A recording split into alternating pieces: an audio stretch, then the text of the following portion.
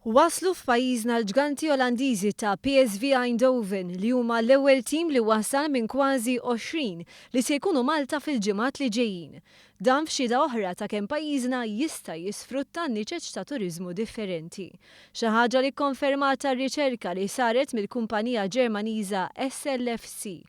L-organizzatur Helmut Amhoff fisser kif pajjiżna joffri diversi aspetti pożittivi li jagħmlu lil Malta il-post ideali għat-taħriġ. We made 1 year market research and we find out that Malta would be a fantastic area, short distances from the flight, short distances inside the country, and I think that was the reason why we decided to do training camp with teams in Malta.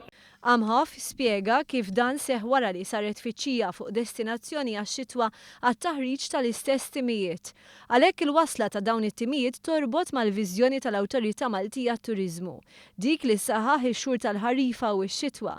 Iċ-Chairman tal-Awtorità Gavin Gulija spjega kif dawn it-timijiet se jġibu kontinġent sħiħ magħhom u dan se jsarraf turiżmu sportiv b'saħħtu. Dawn jġibu l-familji tagħhom f'pajjiżna. Dan huwa tajjeb għaliex naturalment iżid fl-akkomodazzjoni fil-lukandi matul il-perjodu tal-ħarifa u tax-xitwa, b'mod partikolari x-xhur ta' Jannar, ta' Frar u ta' Marzu, fejn normalment it-turiżmu jkun naqra kwiet.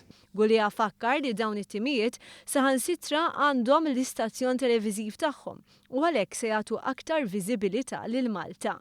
Barra minn hekk minkejja li pajjiżna joffri faċilitajiet ferm differenti minn dawk ta' barra, Gulija jemmen li Malta toffri ferm aktar.